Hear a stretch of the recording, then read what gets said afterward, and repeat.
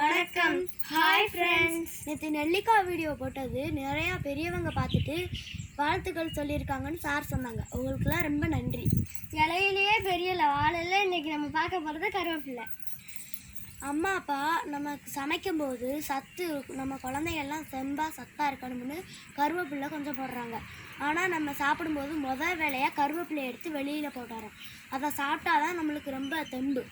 கருவேப்பிலை அரைச்சி தலையில் தேய்ச்சி குளித்தோம்னா முடி நல்லா வளரும். கருவேப்பிலை சாப்பிட்டோம்னா ரத்த அணுக்கள் கூடும், ரத்த சோகை குறையும், ஞாபக சக்தி கூடும்.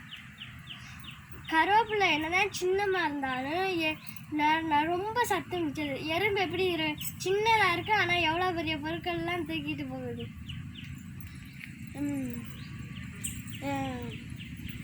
கருவேப்பிலையை பாருங்கள், எங்கள் சார் வீட்டில் நிறையா தோட்டம் இருக்குது.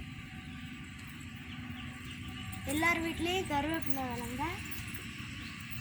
நன்றி, வணக்கம்.